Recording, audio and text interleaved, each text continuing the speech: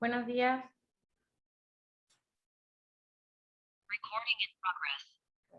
Buenos días. Vamos a revisar lo que es trastornos de aprendizaje y conducta.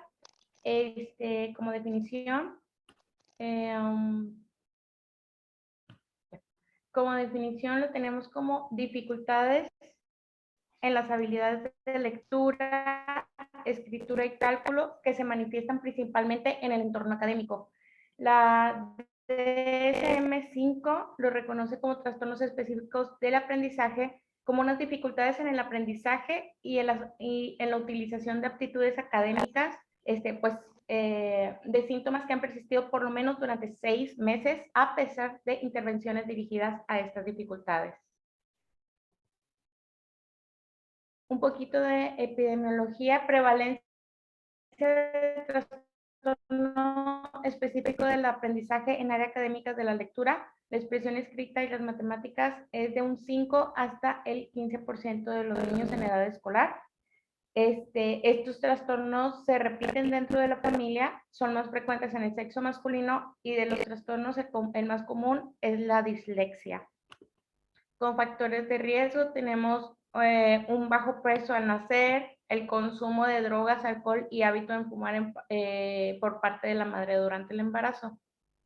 El DSM-5 lo divide en 3, con dificultad en la lectura, en las matemáticas y en la escritura. La lectura de palabras llegase a ser imprecisa o lenta y con esfuerzo, dificultad para comprender el significado de lo que se lee, dificultades en la ortografía, con la expresión escrita, dificultad para dominar el sentido numérico, el cálculo, comprende mal los números, cuenta con los dedos al sumar un número de un dígito y dificultades en el razonamiento matemático. También dice que el DSM-5, que estas dificultades se presentan por debajo de lo esperado para la edad cronológica del individuo y que interfieren significativamente en el rendimiento académico o laboral o con actividades de la vida cotidiana. Las dificultades del aprendizaje comienzan en una edad escolar, pero pueden no manifestarse totalmente hasta las demandas de las aptitudes académicas afectadas, estas que superan las capacidades limitadas del individuo. Y no se explican mejor por incapacidad intelectual, trastornos visuales o auditivos no corregidos, o otros trastornos mentales o neurológicos. Estos son los puntos que debe de... Bueno, estos trastornos de aprendizaje moderado y leve. En el grave, pues la persona va a mostrar pocas probabilidades de poder aprender habilidades en las áreas académicas. Será necesario dedicar una enseñanza especializada e intensa durante la mayoría de los años de escolarización y aún así es posible que la persona no pueda llegar a ser capaz de realizar tareas de manera eficaz. Cuando es moderado, hay dificultades notables en las aptitudes del aprendizaje y es improbable que la persona pueda llegar a ser eficaz sin algún periodo de enseñanza intenso o especializado. Y pues ya en los casos leves, algunas dificultades en las aptitudes de aprendizaje en una o dos áreas académicas, pero se trata de dificultades suficientemente leves para que la persona pueda desenvolverse correctamente. Bueno, en esta tabla puse los principales trastornos del aprendizaje y otros trastornos asociados. Encontramos el principal, que es la dislexia, que es un trastorno de la lectoescritura. Tiene una prevalencia estimada del 5 al 10% y el tipo de alteración pues son problemas para lectura y escritura. La discalculia, del 4 a 6% de prevalencia, son problemas para adquisición de conceptos numéricos y la aritmética, como quiera ahorita lo vamos a revisar. Trastorno de aprendizaje no verbal y la TDAH, trastorno por el déficit de atención, puede ser con o sin hiperactividad. Bueno, de la dislexia. ¿Alguien me quiere comentar lo que sepa de la dislexia?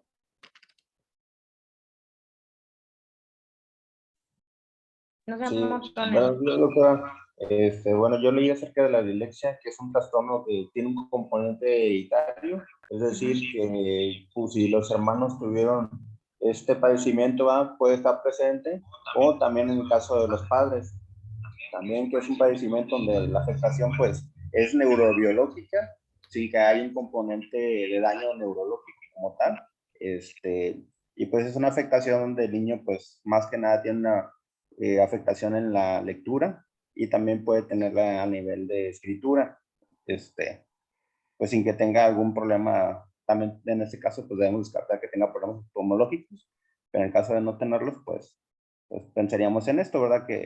Y pues básicamente estos niños se deben de tratar con mucha paciencia y una recomendación que se hace es de que no tengan que hablar en público porque pues puede generar más miedo al que ya presentan. Exactamente. Muchas gracias, Fernando. Bueno, Pues como nada bien más Fernando... como agregado de lo que dijo el compañero, pues sí, Ajá. mejor esas son recomendaciones, pero también depende, como tú dijiste, es la clasificación, si es leve, moderada o grave. Por ejemplo, un leve puede también hacer muchas otras cosas que a lo mejor algunos otros compañeros disléxicos de ellos no pueden hacer. Muy bien. Gracias, Sergio.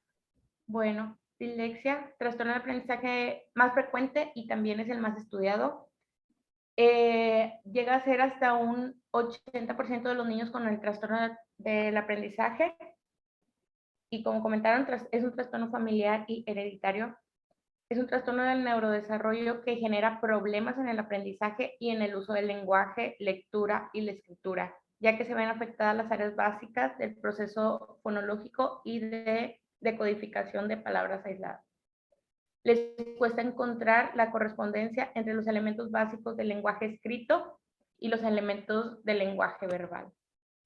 Bueno, clínicamente se va a manifestar por dos etapas. La primera etapa son dificultades en la adquisición de la conciencia fonológica para evocar nombres específicos, por así decirlo, los nombres de los colores, de las cosas. Bueno, para aprenderse secuencias verbales automáticas, como es el ABC o los días de la semana, y los días del mes, por ejemplo, y aprender sonido de las letras y asociar un sonido a una letra. Al leer, cometen errores de sustitución, de rotación, omisión e inversión de las letras. Como comentaban, es una lectura lenta, forzada, trabajosa, tiene pausas y repeticiones.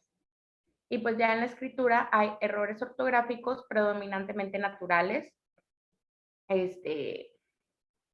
y pues también arbitrarios, como lo que es cambiar la B por V o la doble L por Y, acentos, etc.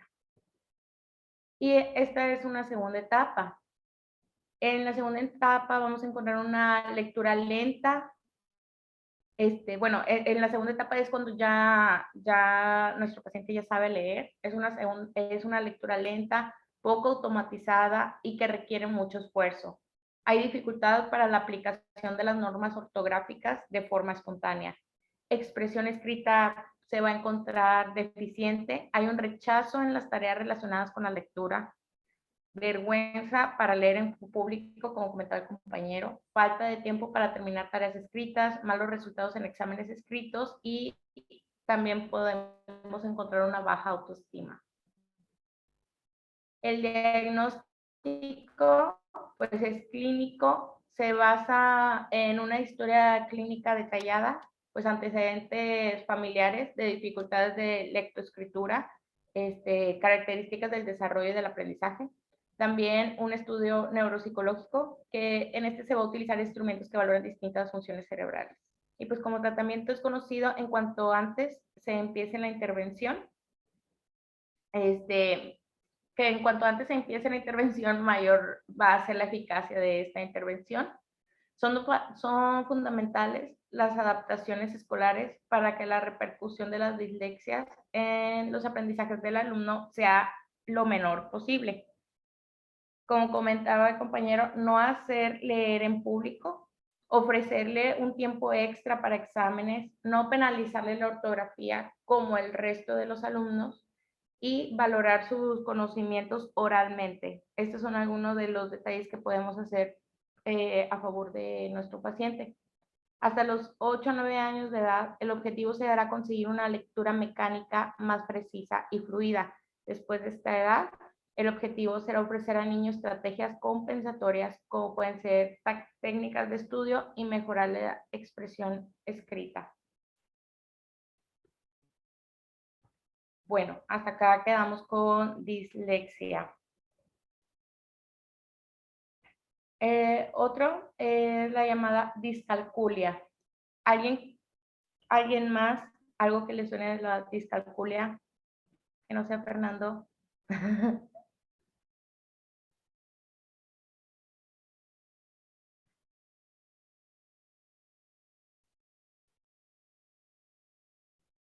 Joaquín, Bueno, ¿qué leíste de discalculia?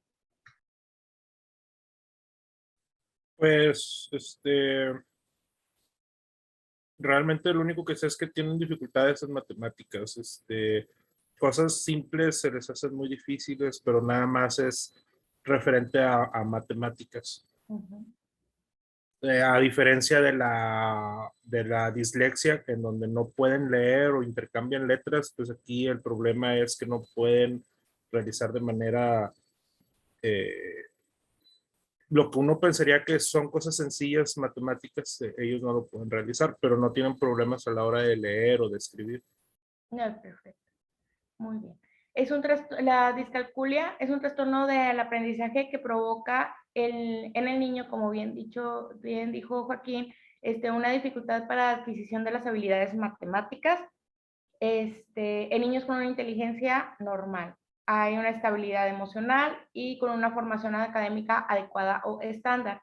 Afecta a muchas de las actividades cotidianas, ya que las matemáticas son necesarias para la correcta interpretación de, pues, las escaleras de tiempo, direcciones, el manejo de recursos monetarios y hasta para cocinar. Todo esto le puede afectar a nuestro paciente con discalculia. El fracaso en la adquisición de operaciones matemáticas básicas se va a encontrar por muy detrás del grupo de la misma edad. Y pues hay un marcado componente igual, familiar y hereditario. La lectura también comentaba que pues en niños y niñas es similar en ambos sexos, pero ligeramente alto en mujer.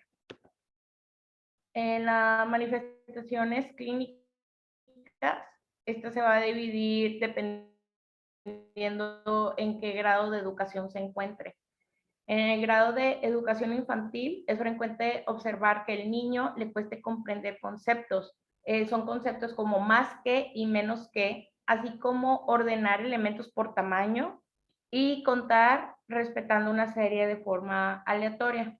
En la educación primaria suele fallar la aritmética básica, el concepto de cantidad y la ejecución de ejercicios aritméticos y resolución de problemas. Va a necesitar excesivamente los dedos para contar, ya que se apoya en unidades para resolver operaciones, por lo que no es capaz de manipular una cifra grande. Va a encontrar una excesiva lentitud en la resolución de problemas, ya que no se posee la habilidad lógico-matemática suficiente. Y estos niños suelen equivocarse en la representación simbólica de las cantidades. Puede haber error en leer o escribir números y les cuesta hacer estimaciones o cálculos aproximados porque no tienen un sentido numérico del desarrollo. Estos niños también pueden a la hora de la lectura cambiar el orden, pues, en el orden en el que se encuentran los números. Bueno, ya dentro de la educación secundaria, en la educación secundaria utiliza mal los números en la vida cotidiana, comete errores de cálculo, necesita calculadoras para cálculos sencillos y no tiene automatizados los hechos aritméticos. Otras manifestaciones podrían ser la falta de estrategias en la resolución de problemas, el desconocimiento del uso de la estimación y dificultad para comprender nociones más avanzadas como lo que es una probabilidad.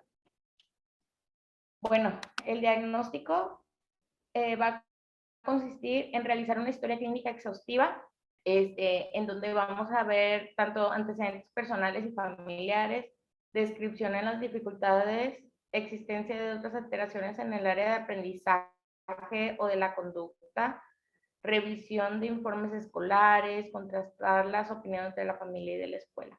Posteriormente a esto, la evaluación neuropsicológica va a permitir hacer objetivos de las dificultades y valorar cuáles son las funciones cognitivas alteradas y preservadas y detectar la presencia de posibles déficits que se pueden encontrar asociados.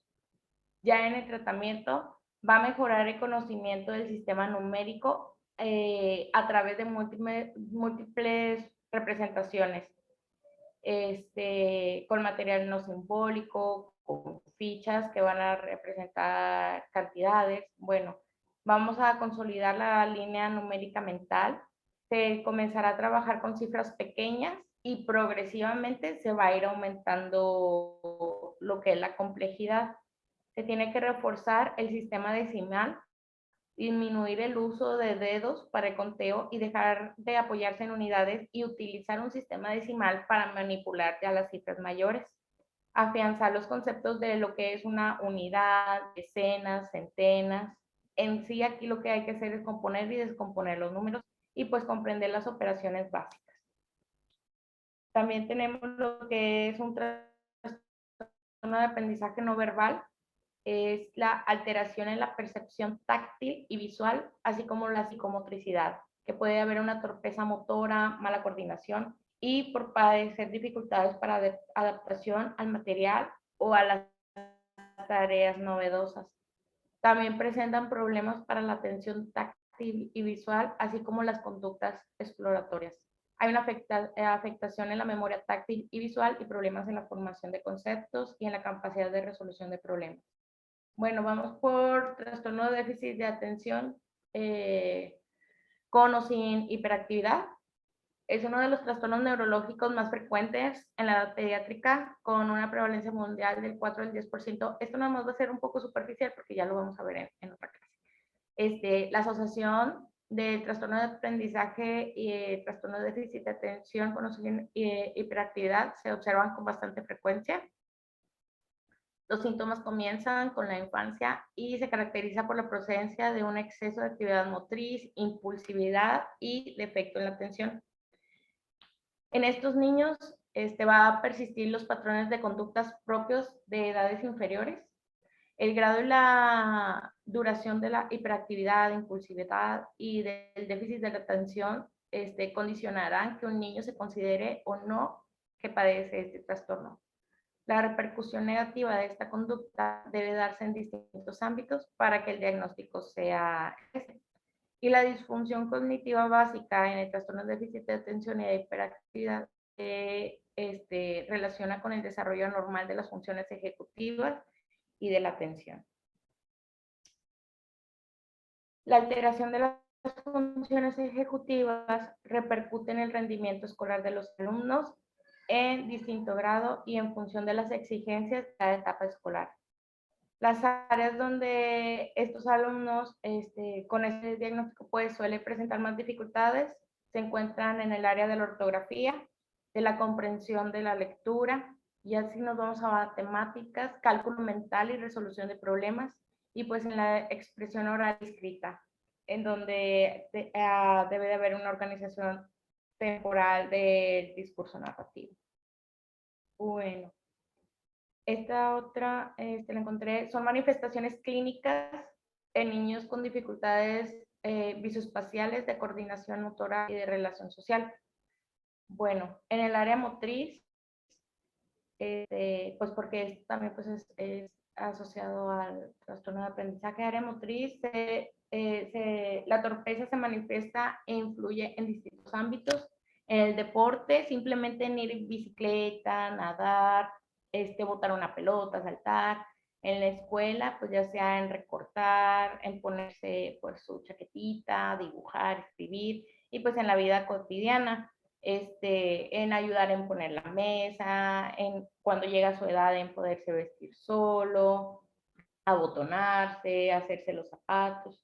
Bueno, en funciones visoespaciales y conceptivas. La disfunción visoespacial se manifiesta e influye en los distintos ámbitos, en algún mal manejo de la organización y distribución del espacio sobre el papel, que unida a los problemas de coordinación motriz, hace que los maestros se quejen de los trabajos que se encuentren muy mal presentados, alguna escasa habilidad para el dibujo y en general para reproducir modelos como lo que son los rompecabezas, colocación errónea de los números en operaciones de matemáticas, limitación para reproducir y orientarse en los mapas y dificultad para copiar de ese pizarrón. Y en el área social adaptativa, pues pueden mostrarse abiertos a iniciar relaciones sociales, pero les va a costar mantenerlas, puesto que no entienden o no interpretan bien gran parte de la información no verbal. Bueno, encontré acá trastorno negativista desafiante, ya hablando tal cual de trastornos de conducta. Estos son unos puntos de diagnóstico. Un patrón de comportamiento negativista, hostil y desafiante que dura por lo menos 6 meses, estando presentes 4 más de los siguientes comportamientos. Que a menudo se enoja e incurre en pataletas, sí, pues en patalear. A menudo discute con los adultos, desafía activamente a los adultos o rehúsa cumplir órdenes, molesta deliberadamente a otras personas, a menudo acusa a otros de sus errores o de un mal comportamiento, a menudo es susceptible o fácilmente molestado por otros, es colérico y resentido y es rencoroso o vengativo.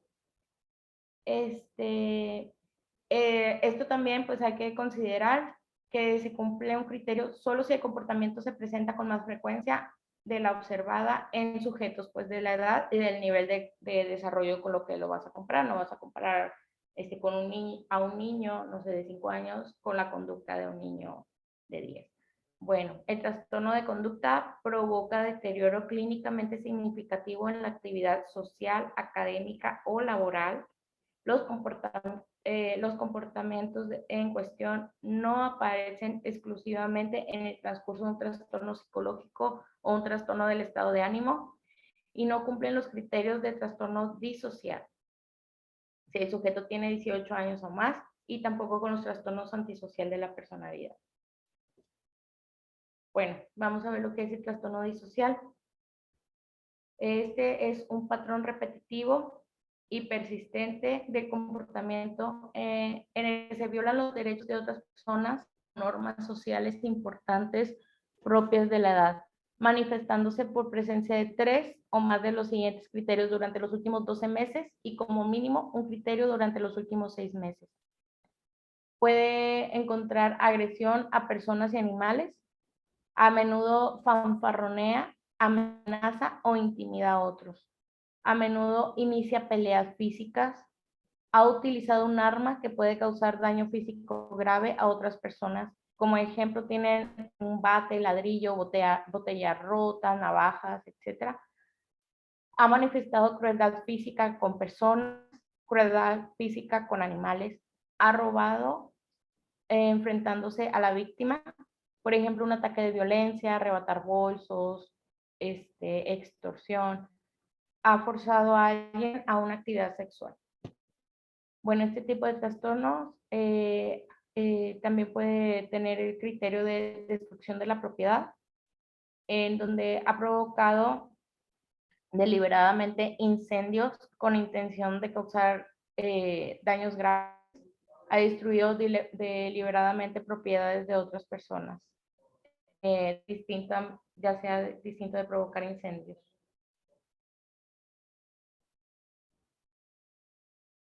Bien. ¿Alguien que tenga algo que comentar? ¿Alguna experiencia, algo que sepan de algo que hayan visto más de esto? De estos 3 tipos de trastorno. Bueno, yo iba a comentar, los últimos trastornos que estabas comentando, Denise, pues sí son pues importantes porque se consideran, ¿verdad? Que puede ser como el o sea, de las personas que llegan a ser sociópatas o psicópatas. Y por eso se le hace énfasis, porque también en los adultos que ya presentan la sociopatía o psicopatía, pues tienen antecedentes como de haber presentado un trastorno disocial o desafiante. Entonces, digo, en todos los trastornos del aprendizaje, ¿verdad? Hay que poner atención, pero aquí con mayor razón. ¿Verdad? No lo dejaron a la ligera. A que digan, ay, pues, ay, pobrecito, tiene 7 añitos y al parecer quemó un gato. Pues no es normal, hay que tener mucha consideración y dar un gran apoyo a la familia y hacerles también conciencia, ¿verdad? Claro, como comentó Betty, desde por más temprano revisemos, hacemos estos tipos de diagnósticos, pues mejor atención, pues más rápido se va a atender al paciente. ¿Alguien más? Pues al menos a mí en cuanto a pacientes, por ejemplo, con el TDAH, me ha tocado mucho convivir incluso con pacientes con TDAH y al menos me tocó por lo mismo leer un poquito de él, que pues sí, hay variaciones en cuanto a lo que es el mismo TDAH. No todos los pacientes con TDAH son los típicos inquietos que están por todo lado. También están los que son pasivos, los que pueden aparentar estar tranquilos, pero pues tienen el TDAH, o incluso hay una variación que es mixta, puede presentar características de ambos tipos de Esa TDAH. clase se ve el jueves. Ah, ok, bueno, ya no hablo más. Sí, por eso no hicimos mucho hincapié en TDAH por como mencionó Fanny, la clase la vamos a ver el día jueves, ya, pronto. Bueno, y pues también aparte del trastorno disocial, pues por fraudulencia o robo, ha violentado el hogar, casa, el automóvil de otra persona, miente para obtener bienes o favores y para evitar obligaciones. Pues sí se ve como seguido, ¿no? Violaciones graves de normas. ¿Alguien quiere apoyar en leer los números 13, 14, 15?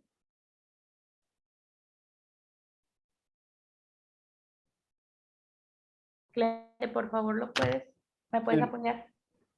En valoraciones graves de normas. A menudo permanece fuera de casa de noche a pesar de las prohibiciones paternas, iniciando este comportamiento antes de los 13 años de edad. Sí, se ha escapado de casa durante la noche por lo menos 2 veces, viviendo en casa de sus padres o en un lugar sustitutivo, o solo una vez sin regresar durante un largo periodo de tiempo. 15. Suele hacer novillos en la escuela, iniciando esta práctica antes de los 13 años. Gracias, Clemente. Bueno, trastorno disocial provoca un deterioro clínicamente significativo de la actividad social, académica o laboral. Si el individuo tiene 18 años o más, no cumple criterios de trastorno antisocial de la personalidad. Vamos a calificar en función de la edad de inicio. Claudia, ¿me podrías apoyar, por favor? Sí, es lo de calificar en función de la edad, ¿verdad? Exactamente. Ok, trastorno disocial, tipo de inicio infantil, se inicia por lo menos una de las características, criterio del trastorno disocial antes de los 10 años de edad. Uh-huh. Y trastorno disocial, tipo de inicio adolescente, ausencia de cualquier característica, criterio del trastorno antes de los 10 años de edad. Y trastorno disocial, tipo de inicio no especificado, no se sabe la edad de inicio. Exactamente, pues esto es como comentaba Claudia, gracias. Se va a calificar como está en la lectura en función de inicio de edad, ya sea dependiendo de cuándo inició con estas características de trastorno, ya sea antes de los 10 años, después de los 10 años o pues no está especificado. Bueno, ya por último la gravedad. Carlos, ¿me puedes apoyar por favor para especificar lo que es la gravedad? Sí, Gracias. especificar la gravedad va a ser leve, moderado y grave. Leve, pocos o ningún problema del comportamiento exceden de los requeridos para establecer el diagnóstico y los problemas de comportamiento. Solo causan daños mínimos a otros, por ejemplo, mentir, hacer novillos, salir fuera de noche sin permiso. En el moderado, El número de problemas de comportamiento y su efecto sobre otras personas son intermedios entre leves y graves. Y va a ser robos con enfrentamiento con la víctima o vandalismo. Y para el grave, pues son varios problemas de comportamiento que exceden de los requisitos para establecer el diagnóstico o de los problemas de comportamiento, causan daños considerables a otros y va a ser los ejemplos de violación, crueldad física, uso de armas, robos con enfrentamiento a la víctima, destrozos y allanamientos. Exactamente. Muchas gracias, Carlos. Bueno, pues pues aquí ya sería todo lo que se preparó para el día de hoy. No sé si queda algún comentario referente a este tema. Tengo un comentario muy cortito. Gracias. Acabo de buscar qué significa ser novillos, es no ir a la escuela. Ajá. Lo que comúnmente conocemos como perreársela, eso es Como hacer novillos. perreársela. Sí, exactamente. ¿Alguien más? Yo nada más quería comentar que pues, es importante descartar que tenga alteraciones visuales o hipoacusia, para ver si no es por eso la dificultad de aprendizaje, nada más. Claro. Bueno, lo más seguro es que también lo veamos en la clase de hiperactividad, pero se puede confundir también con la hiperactividad, se puede confundir o más bien el trastorno de déficit de atención se puede confundir con la dislexia por el hecho de que tienen problemas para leer, pero a diferencia de la dislexia, lo que hacen los pacientes con trastorno de déficit de atención es que repiten la misma línea varias veces, no pueden. Y muchas veces pues también vienen de la mano el trastorno de déficit de atención con dislexia. Correcto. Gracias por sus aportaciones.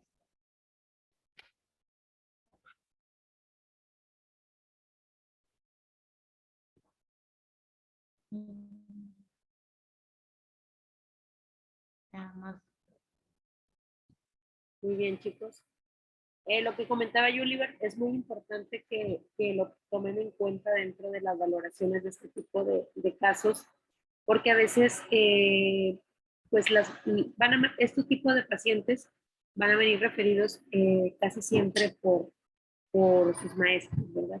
Que son los que identifican estos comportamientos comparados obviamente con el resto de sus compañeros. A lo mejor para un papá, si es el primer hijo, pues a lo mejor no tiene un punto de comparación. Perdón. Entonces es muy importante que ustedes descarten algún problema o alguna problemática biológica, ya sea dentro de los órganos de los sentidos, visual, auditiva sobre todo, que a veces las confundimos y andamos de repente diagnosticando ya algún problema en cuestión de socialización y demás, y resulta que el niño no ve bien o no escucha bien. O también en cuestiones de aprendizaje, a lo mejor no es que no entienda las letras, es que no las alcanza a ver. ¿Ok? Entonces, siempre un punto importante dentro de la valoración es en todas las enfermedades es descartar los procesos biológicos, ¿ok? Y ya posteriormente de haberlos descartado, entonces sí buscar dentro de las otras esferas del paciente qué problemáticas pueden estar asociadas a este comportamiento que yo estoy evaluando, a esta situación específica que yo estoy evaluando, ¿ok? Muy bien. ¿Dudas, preguntas? Entonces, yo nada más para complementar lo que dijo ahorita, doctora, con respecto a la dislexia, pues como a veces no se tiene un punto de comparación, incluso puede estar subdiagnosticada. Al menos mi experiencia fue así. Yo soy disléxico y me tocó que pues, muchas veces en la escuela se me hacía de menos con respecto a mi ortografía o mi forma de lectura ese diagnóstico. Y en ese sentido, pues al menos mi forma de aprender las cosas, pues para mí me costaba más trabajo que a otros alumnos, pero pensé que era algo normal para mí. O sea, nunca pensé que era el problema realmente la dislexia. Me afectó, sí, pues a lo mejor, por ejemplo, me tocó una ocasión participar en un concurso y simplemente por mi ortografía me bajaron de puestos de los altos lugares que hubiera tenido, simplemente por mi ortografía. Y nunca me dijeron que pues, era el problema realmente la dislexia. Así es, y esto pues obviamente puede tener cierto tipo de consecuencias, no solamente por la patología, sino también por todo lo que repercute dentro del área social. Entonces, tener mucho cuidado con el manejo de estos pacientes, con el seguimiento y tampoco demeritar, ¿verdad? No, pues pónganlo a estudiar, hacer este tipo de comentarios. A veces repercute mucho dentro de los pacientes y no sabemos en qué intensidad. Entonces hay que ser muy cautos con si el papá les viene a traer un niño, si se toma la molestia de venir, esperar una consulta o a veces esperar una cita dentro de su consultorio para traerles alguna situación específica, es por algo. Muy seguramente este paciente o este papá ya buscó muchas otras alternativas, ya lo pensó muchas veces, entonces no demeriten la situación por la que se les está trayendo a este paciente y valoren muy bien todas las áreas, no solamente la biológica, sino también la psicológica y la social. ¿Ok? Porque no sabemos hasta dónde puede repercutir el no darle un seguimiento adecuado a este tipo de pacientes. ¿Ok? Muy bien. ¿Alguna otra duda? ¿Algo más que comentar? Perfecto.